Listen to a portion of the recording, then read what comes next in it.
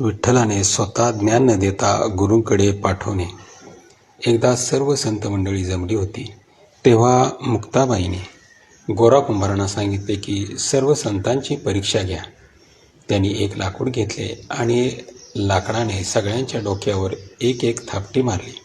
जेव्हा नामदेवांच्या डोक्यावर थापटी बसली त्यावेळी ते काहीच बोलले नाही, पण रागाने त्यांचे तोंड फुगले. त्यांनी अहंकाराने विचार केला, मातीच्या भांड्यासारखी माझी परीक्षा होऊ शकते का? नंतर गोरा कुंभारांनी सांगितले, नामदेव सोडून सगळ्यांची मडकी पक्की आहे. हे ऐकून नामदेव विठ्ठलाजवळ आले आणि घडलेली सर्व घटना त्याला सांगितली.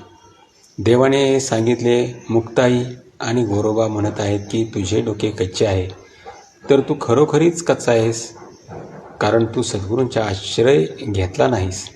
माझा विसोबा खेचर म्हणून एक भक्त आहे, त्याच्याकडे तू जा, तो तुला ज्ञान देईल. संत नामदेव विसोबा खेचराकडे आले तेव्हा विसोबा खेचर महादेवाच्या पिंडीवर पाय ठेवून झोपले होते. हे पाहिल्यावर नामदेवांनी विसोबांना सांगितले, शिवलिंगावरून आपले पाय बाजूला ठेवा. त्यावेळी विसोबांनी नामदेवांना सांगितले, ज्या ठिकाणी शिवाचे अस्तित्व नाही अशा ठिकाणी तू माझे पाय काढून ठेव. नामदेव जिथे जिथे पाय ठेवायचे तिथे तिथे शिवलिंग प्रगट होत असे. त्यामुळे सगळा गाभारा शिवलिंगाने भरून गेला. हे पाहून नामदेवांना आश्चर्य वाटले. त्यावेळी विसोबा खेचरांनी सांगितले, भगवंत सर्वत्र आहे, पण या इंद्रियांनी आपल्याला त्याची जाणीव होत नाही. नामदेवांच्या ठिकाणी भक्ती होती. गुरुकृपेमुळेच सर्वत्व ब्रह्म आहे याचे त्यांना ज्ञान झाले.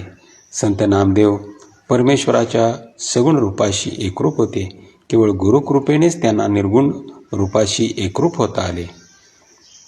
जय जय रघुवीर समर्थ श्रीराम समर्थ. जय सद्गुरु. ओम श्री गुरुदत्तात्रय श्रीपाद श्रीवल्लभाय नमः.